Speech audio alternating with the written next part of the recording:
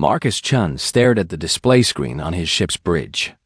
The red dot was moving slowly across the star map. For 3 months, he had been chasing that red dot through space. The dot was a ship. Inside that ship was Zirakith, the Veltar warrior who had killed his daughter. "Sir, her ship is damaged," said Lieutenant Torres from the navigation station.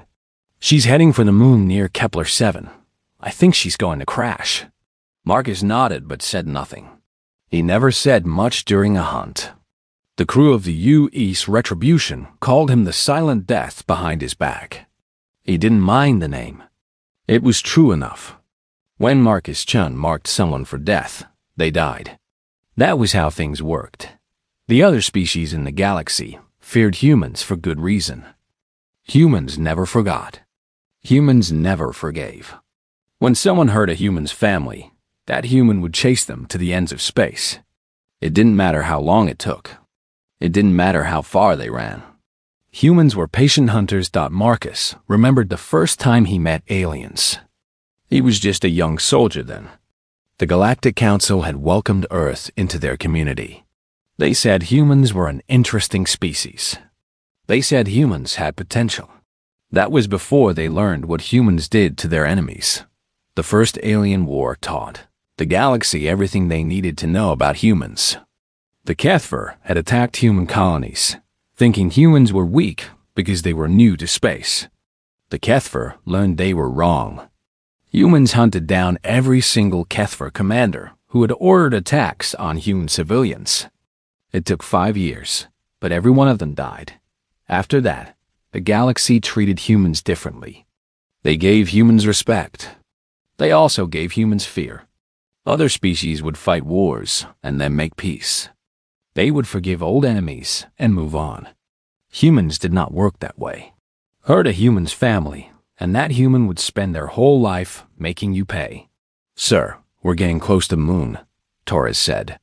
"Should I charge the weapons?" "Not yet," Marcus said. He wanted to see the crash site first. He wanted to be sure Zirakith was really trapped. The Veltar were tricky fighters. They had 4 arms and could move faster than most humans. Marcus had learned not to take chances with them. The moon was gray and empty. No air, no water, no life. Just rocks and dust. It was a perfect place for someone to die alone. Marcus thought that was fitting. His daughter Emma had died alone too when Zirakith's raiders hit the colony on New Hope. Emma was only 7 years old. She had been hiding in their house when the Veltar warriors broke down the door. Marcus was away on a mission. His wife Sarah was at the hospital, working as a doctor. Emma was supposed to be safe. The colony had good defenses. The colony had warning systems. None of that mattered when the Veltar came. The raiders took what they wanted and killed the rest. 43 humans died that day. Most of them were families. Most of them were children. The Veltar claimed it was just business. They said humans were in Veltar space. They said humans should have known better. The Galactic Council agreed with the Veltar. They said the colony was built too close to Veltar territory. They said it was an unfortunate accident. They told Marcus he should let it go. They told him the galaxy needed peace. Marcus quit his job with the Galactic Peace Force that same day. He joined the human military instead. The human military understood that some things could not be forgiven. Some people had to pay for what they did. There. Torres pointed at the screen. "I can see the crash site." Marcus looked at the display. Zirakith's ship was broken in half. Pieces of metal were scattered across the gray rocks. Smoke was rising from the engine section. The ship would never fly again. Any life signs? Marcus asked. Torres checked his instruments. "1 heartbeat, sir. Very weak. Whoever is in there won't last long." Marcus almost smiled. Almost. He had been hunting Zirakith for 3 months. She had led him through asteroid fields and past black holes. She had tried to lose him in nebula clouds and gravity wells.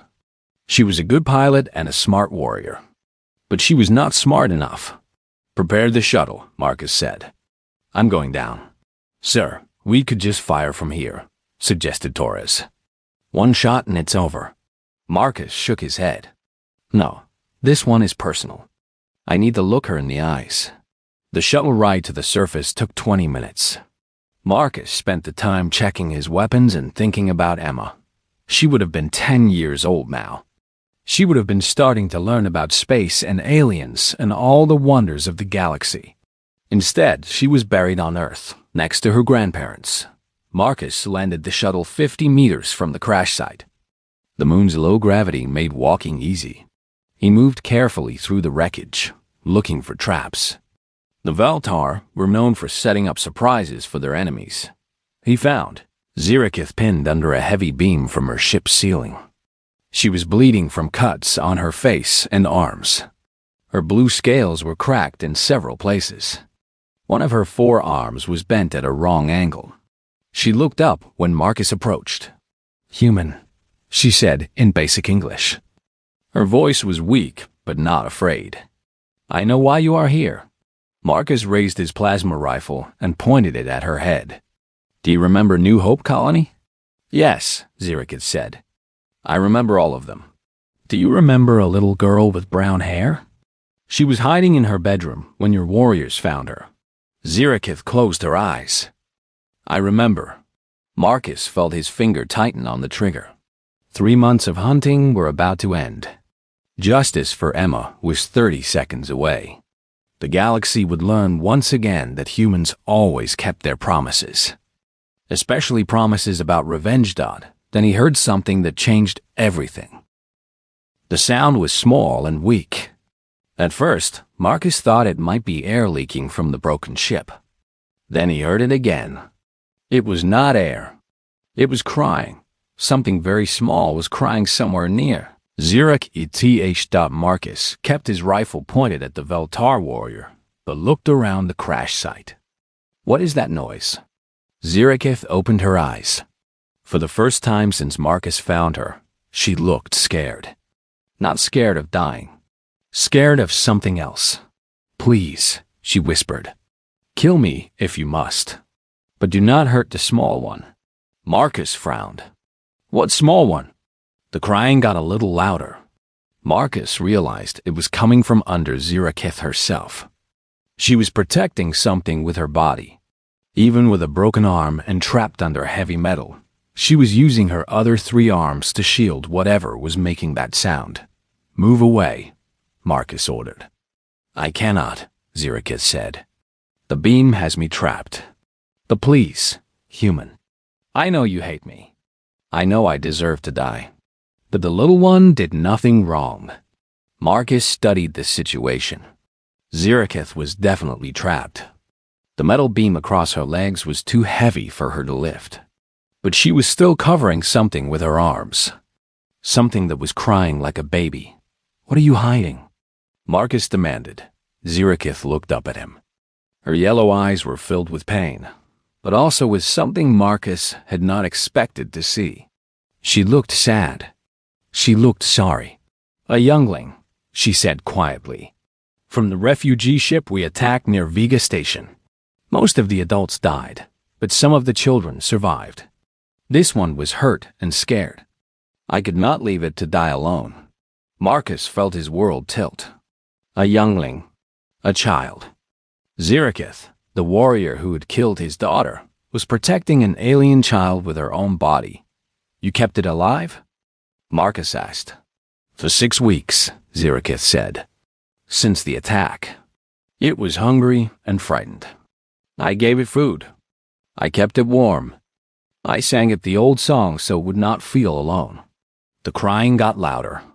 Marcus could see small blue fingers reaching out from under Zirakith's injured arm. The fingers were tiny, no bigger than Emma's had been when she was very small. "Why?" Marcus asked. "Why would you save an enemy child?" Zirakith tried to smile, but it looked painful. "You humans think we Veltar are monsters. Maybe you are right.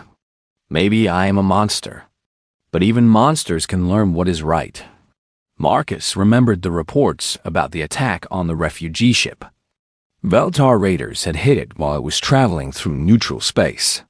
The ship was carrying families who were fleeing from a war. Men, women, and children who just wanted to find a safe place to live. 47 people died in that attack. Only 5 survived. The refugee ship was not carrying weapons, Marcus said. No, Zirikith agreed. It was not.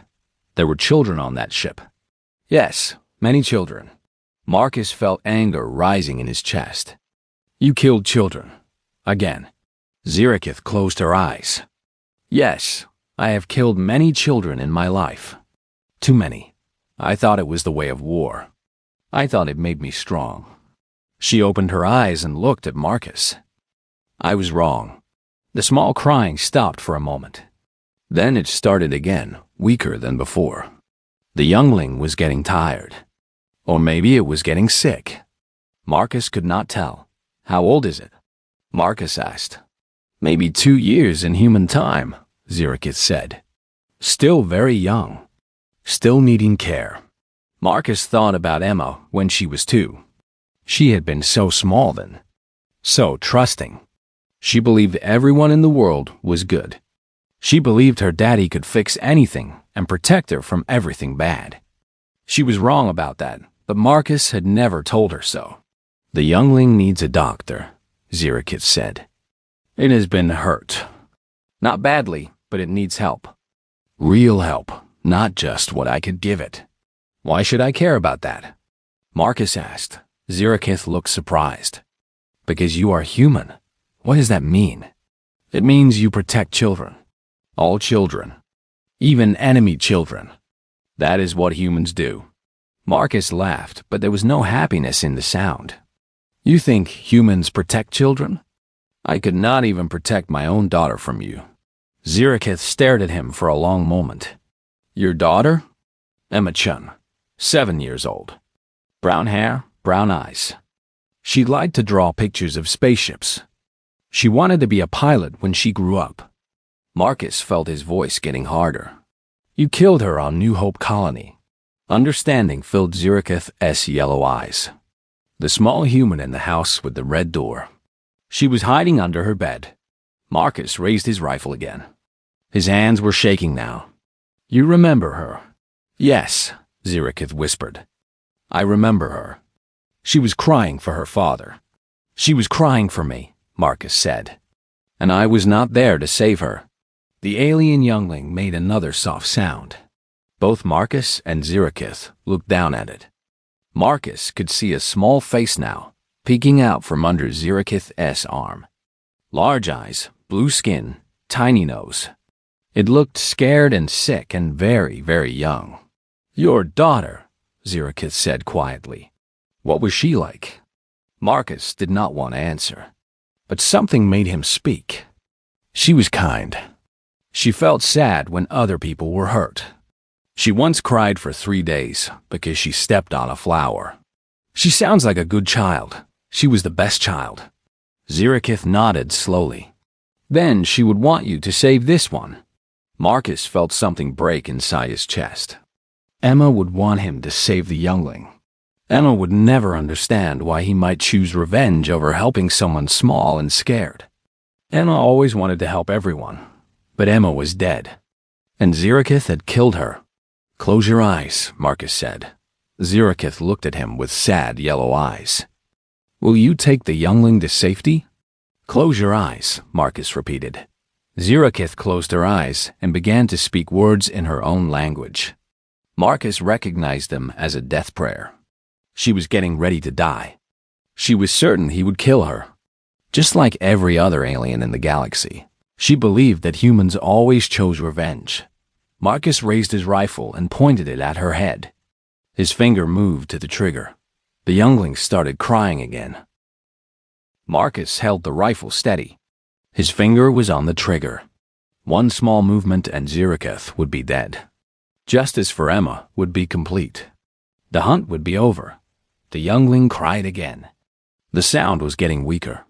Marcus looked down at the small alien child. It was so tiny. Its blue skin looked pale, almost gray. Its breathing was fast and shallow. Even Marcus, who was not a doctor, could see that it was sick. Maybe dying. How long since it ate? Marcus asked. Zirakith opened her eyes, surprised that she was still alive. 2 days. Maybe 3. I had some food supplies, but they ran out before the crash. What about water?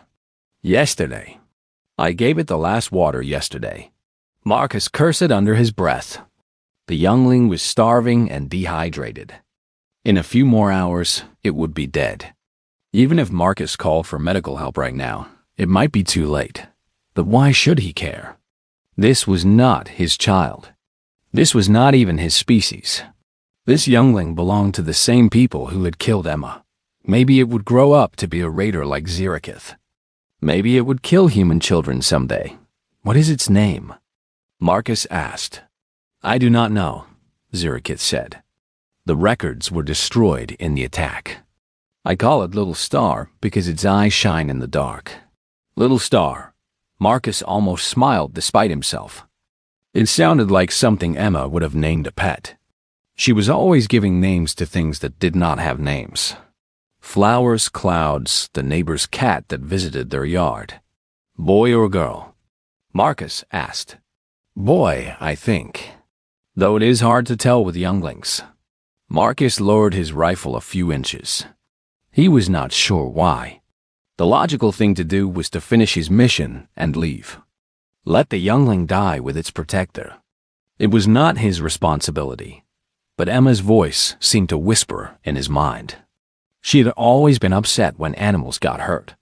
She had once made Marcus drive 20 miles to take an injured bird to a veterinarian.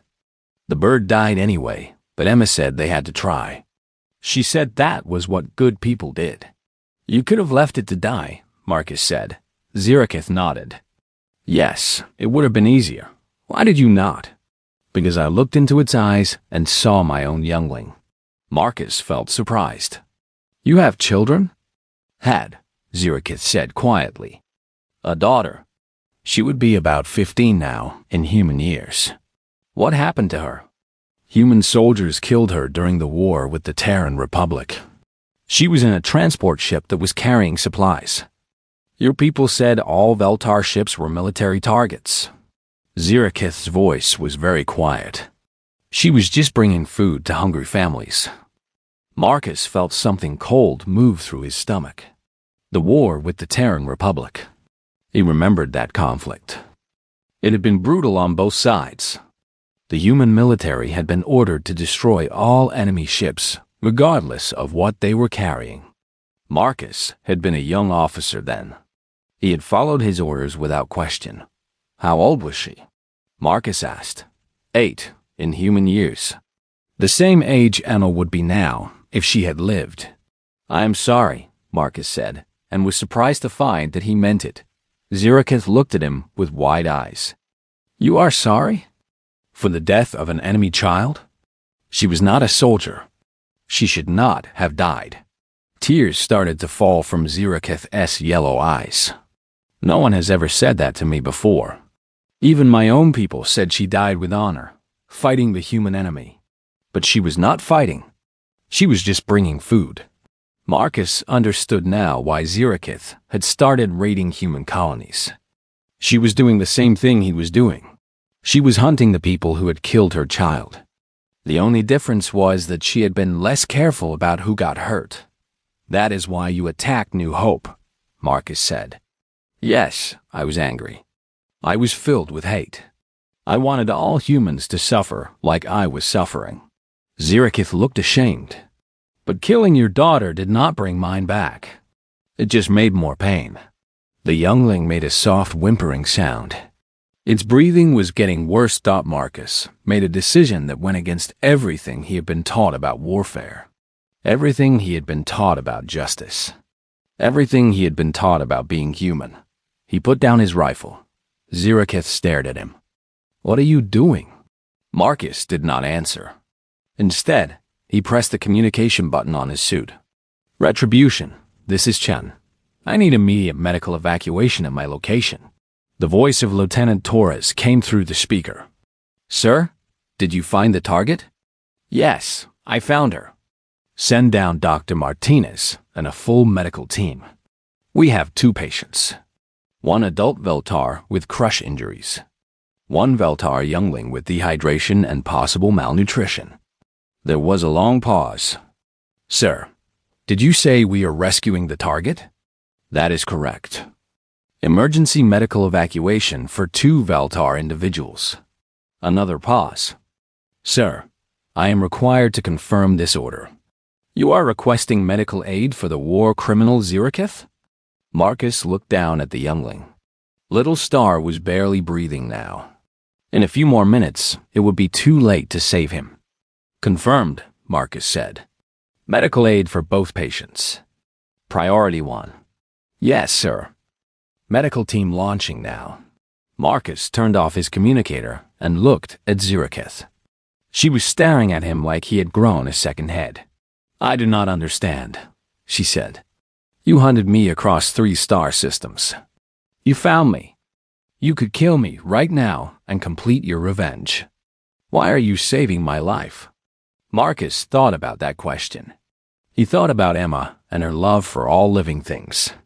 He thought about Ziraketh's daughter, killed in a war that had ended years ago. He thought about the youngling who would die if no one helped him. Because, Marcus said slowly, someone has to break the cycle. What cycle? You killed my daughter because humans killed your daughter. If I kill you, some Veltar will kill more humans to get revenge for you. Then humans will kill more Veltar to get revenge for that. Where does it end? Ziraketh was quiet for a long moment. It ends when one side is extinct. Maybe, Marcus said. Or maybe it ends when someone chooses to do something different. The youngling made another weak sound. Marcus carefully moved closer and looked at him. Little Star's eyes were half closed, but when he saw Marcus, he reached out with one tiny hand. Without thinking, Marcus let the youngling grab his finger. The small alien hand was warm and soft, just like Emma's had been. You are saving him, Ziraketh whispered. We are saving him, Marcus corrected. You kept him alive for 6 weeks. I am just finishing what you started. Marcus heard the sound of engines overhead. The medical shuttle was coming. The medical team worked quickly. Dr. Martinez, the ship's chief medical officer, took one look at the youngling and shook her head. This little one is in bad shape, she said, running a scanner over the tiny body. Severe dehydration, malnutrition, and what looks like a respiratory infection. A few more hours, and we would have been too late. Marcus watched as the medical team carefully lifted the heavy beam off Ziraketh. She cried out in pain as they moved her broken arm, but she kept looking at the youngling. Will he live? She asked Dr. Martinez. If we get him to the medical bay quickly, yes. Both of you need immediate care. Dr. Martinez looked at Marcus with confusion in her eyes. Sir, I have to ask. Are you sure about this? Marcus knew what she meant. He was saving the life of a war criminal. Someone who had killed dozens of humans, including his own daughter. It went against everything the human military stood for. I am sure, Marcus said. An hour later, both patients were stable in the Retribution's medical bay. The youngling, who Dr. Martinez had started calling Little Star after hearing the name from Ziraketh, was sleeping peacefully in a specialized care unit. His breathing was steady now, and his blue skin had returned to a healthier color. Ziraketh was in the next bed. Her broken arm was in a cast, and she had bandages covering the cuts on her face. But she was alive and conscious. Marcus sat in a chair between the 2 beds. He had been there for 3 hours, just thinking, trying to understand what he had done, trying to figure out what came next. Lieutenant Torres came into the medical bay carrying a communication tablet. His face looked worried. Sir, we have received messages from Earth Command. They want to speak with you immediately. Marcus was not surprised. Word of his decision had probably reached human military headquarters by now. Every ship in the fleet had encrypted communication links. News traveled fast in space. What are they saying? Marcus asked. Torres looked uncomfortable. They want to know why you rescued the target instead of eliminating her. They want to know if you have suffered some kind of mental breakdown. Marcus almost laughed. A mental breakdown. Maybe that was what this was. Maybe grief had finally driven him insane. And what else? Marcus asked. Sir, the Galactic News Network has picked up the story. They are calling it the most significant event in human military history. Every species in the galaxy is talking about it. Now Marcus was interested. What are they saying? Torres checked his tablet. The Kethver government issued a statement saying they do not believe the reports. They claim no human would ever show mercy to an enemy. The Veltar High Council is equally confused. They say it must be some kind of trick. Marcus looked at Zirakith. She was listening to the conversation with intense focus. What about the other species? Marcus asked. The Andromedans are calling it a sign that humans are evolving beyond their violent nature. The Zentari say it proves that humans are even more dangerous than they thought, because unpredictable enemies are the hardest to fight. Torres paused. Sir, the Galactic Council has called an emergency session. They want to understand what this means for human-alien relations. Marcus stood up and walked to the window that looked out into space. Stars filled the darkness, thousands of them. Each one probably had planets. Each planet probably had people living on it. People who were trying to understand what a human had done today. Torres, Marcus said. Send a message to Earth Command. Tell them I will speak with them in 6 hours. I need time to prepare my report. Yes, sir. And sir, what should I tell them about the prisoners? Marcus looked at Zirakith. She was not really a prisoner now, was she? She was a patient. A guest, maybe. Someone under his protection. Tell them we have 2 refugees who need medical care. 1 adult female and 1 youngling. Both are under human protection until they can be safely relocated. Torres looked confused, but he nodded. Yes, sir. After Torres left, Marcus sat back down. Zirakith was watching him. Why did you call us refugees? She asked. Marcus thought about that. Because that is what you are. You were running from something. Looking for safety. That makes you refugees. I was running from you. And he, Marcus pointed at the youngling, was running from war. From people who wanted to kill him just because of who his parents were. Zirakith was quiet for a moment. The galaxy will not understand what you have done. I know. They will say you are weak. They will say humans cannot be trusted to keep their promises. Maybe. Some humans will hate you for this. They will say you betrayed your own daughter's memory. Marcus felt pain in his chest. That was the part that scared him most. Not what aliens might think, but what other humans would say. Emma's mother Sarah was still alive. She would hear about this. She would want to know why Marcus had saved the life of their daughter's killer. What will you tell them? Zirakith asked, as if reading his mind. I will tell them the truth. That I looked at a dying child and decided that revenge was not more important than saving a life. And if they do not accept that? Marcus shrugged. Then they do not accept it. I cannot control what other people think. I can only control what I do. The youngling made a soft sound in his sleep. Both Marcus and Zirakith looked at him. He was dreaming, his small hands moving as if he was reaching for something. What will happen to little Star? Zirakith asked. I do not know. He has no family left. No home to return to. Someone will need to take care of him. I could do it, Zirakith said quietly. Marcus looked at her with surprise. You are a war criminal. You will probably spend the rest of your life in prison. Then maybe he could visit me sometimes. Children need to know that someone cares about them. Marcus thought about Emma again. She had always wanted to help other children. If she could see him now, what would she say? Would she be angry that he had saved her killer? Or would she be happy that he had saved the life of someone small and helpless? He thought he knew the answer. Emma would be happy about little Star. She might not understand about Zirakith, but she would definitely be happy about the youngling. Zirakith, Marcus said. Doppel quotes. Yes? When little Star gets older, what will you tell him about what happened today? Zirakith smiled for the first time since Marcus had found her. I will tell him that a human taught me something important. I will tell him that mercy is not weakness. It is the greatest strength of all. Marcus's communication device beeped. Another message from Earth Command. Probably more demands for explanations. More questions about his mental state. More anger about his decision. Marcus turned off the device without reading the message. For the first time in 3 months, he felt something that was not anger or pain or the need for revenge. He felt peace. 6 months later, Marcus stood in the Galactic Justice Center on New Geneva Station. The largest courtroom in known space was filled with representatives from every major species. Today was the day of Ziraketh's trial for war crimes. Marcus wore his best uniform, the one with all his medals. He had testified in many trials before, always for the prosecution, always to make sure criminals received justice. Today was different.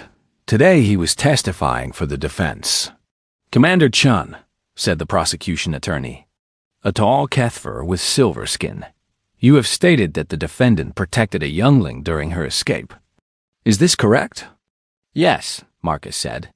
"For 6 weeks, she kept little Star alive, despite having no food, little water, and serious injuries of her own. And yet this same defendant ordered the attack on New Hope Colony that killed your daughter." Marcus felt the familiar pain in his chest. "Yes, she also ordered the attack on the refugee ship where this youngling's family was killed?" "Yes." The prosecutor spread his forearms wide. "Then how can you argue for mercy? This creature killed your own offspring. By your species' nature, you should demand her death." Marcus looked out at the gallery. He could see humans, Veltar, Andromedans, Zentari, and dozens of other species. All of them watching. All of them trying to understand. "Because," Marcus said, "I realize that some things are more important than revenge." A murmur went through the courtroom. The prosecutor looked confused. "More important than justice for your daughter. This is not about forgetting my daughter. This is about honoring what she stood for." Marcus turned to face the gallery. Emma believed in helping people who were hurt. She believed in protecting those who could not protect themselves. "If I had killed Ziraketh that day, I would have betrayed everything my daughter taught me." In the defendant's section, Ziraketh sat quietly. She had gained weight during her months in protective custody. Her scales were bright blue again, and her broken arm had healed completely. Next to her sat a small figure that made Marcus smile. Little Star was 3 years old now, healthy and growing fast. He stayed close to Ziraketh, though he had learned to trust Marcus as well. The youngling did not fully understand what was happening, but he knew that the 2 adults who cared for him were in some kind of trouble. "Commander Chun," said the defense attorney, "an elderly human woman named Dr. Sarah Kim. In your opinion, has the defendant shown genuine remorse for her actions?" Marcus thought about the past 6 months. He had visited Ziraketh and Little Star regularly. He had watched her teach the youngling to read and write. He had seen her cry when she talked about the family she had killed. He had heard her promise over and over that she would spend the rest of her life making up for what she had done. "Yes," Marcus said. "She has shown genuine remorse. She understands the pain she caused. She wants to make things right. And in your opinion, would executing her serve justice?" Marcus looked at Little Star. The youngling was playing with a small toy spaceship, making quiet engine noises. He was happy and safe and loved. If Ziraketh died, what would happen to him? "No," Marcus said. "Killing her would not bring back the people she killed. It would not make the galaxy safer. It would just create more pain." The prosecutor stood up. "Your Honor, this is ridiculous. The defendant is a war criminal. The penalty for crimes is death. The human need for revenge is famous throughout the galaxy. If even humans are going soft—" "Objection," Dr. Kim interrupted. "The prosecutor is making assumptions about human nature." Judge Valdris, an ancient Andromedan with wise purple eyes, nodded. "Sustained." The court will not accept generalizations about any species. He looked at Marcus. Commander, you say that mercy is more important than revenge. But what about deterrence? If criminals know they might be shown mercy, will that not encourage more crimes? Marcus had thought about this question many times. Your Honor, I believe that fear of punishment prevents some crimes. But fear alone is not enough. People also need to believe that change is possible, that redemption is real. If we only offer death or lifelong imprisonment, we give criminals no reason to become better. And you believe the defendant can become better? Marcus looked at Zirikith. She was watching him with those yellow eyes that had once been filled with hate. Now they were filled with hope and determination. I believe she already has. The trial lasted 3 more days. Witnesses testified about Zirikith's crimes. Families of her victims spoke about their pain and loss. Military experts explained the damage her raids had caused to galactic peace, but other witnesses spoke for her as well. Dr. Martinez testified about how gently Zirikith cared for little Star. Veltar psychologist explained how war trauma had affected her judgment. And dozens of people from the refugee center where she had been volunteering spoke about her work with war orphans. On the final day, Zirikith herself took the stand. I cannot undo what I did, she said in clear, simple words. I cannot bring back the people I killed. I cannot take away the pain I caused. But I can promise that I will spend every day of my remaining life trying to make up for my crimes. She looked directly at Marcus. A human taught me that mercy is not weakness. He showed me that choosing to help instead of choosing to hurt is the hardest and bravest thing anyone can do. I want to be that brave. The jury deliberated for 2 hours. When they returned, Judge Valdris read their verdict. The defendant is guilty of war crimes against multiple species.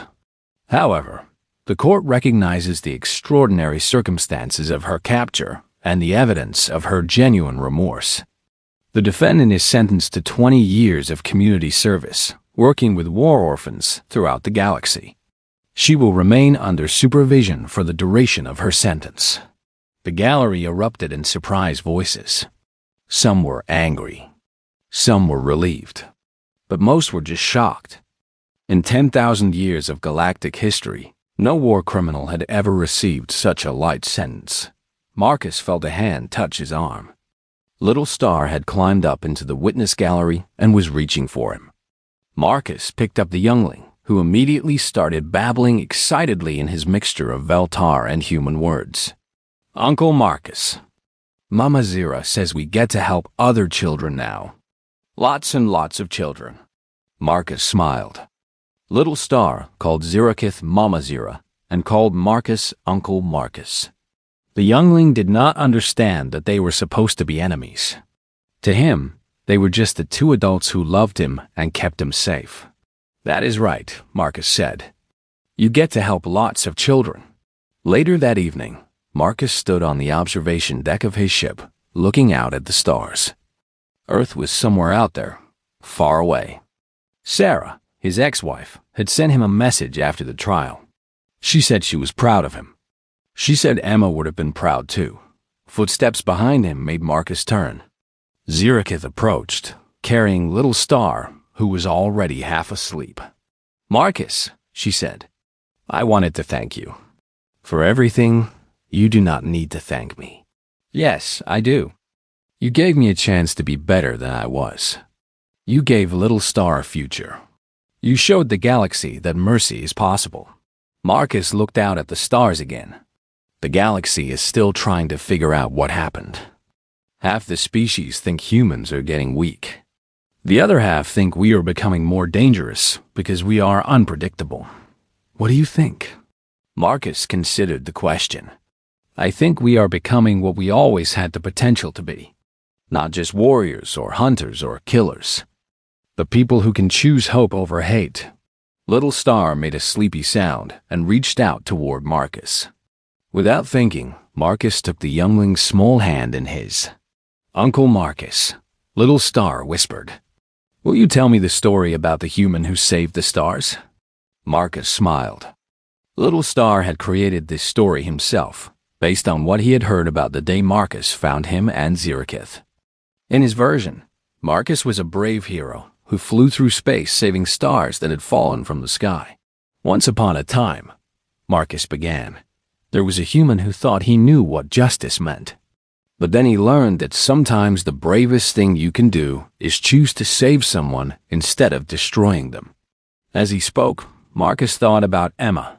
She would be 11 now if she had lived. Old enough to understand what had happened. Old enough to know that her father had chosen mercy over revenge. He thought she would approve.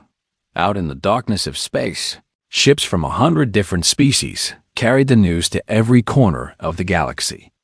The story of a human who had stunned everyone by choosing compassion over vengeance. The story that would change how the universe thought about justice, mercy, and what it truly meant to be strong. The story of how humanity had taught the galaxy that the greatest weapon of all was the courage to forgive.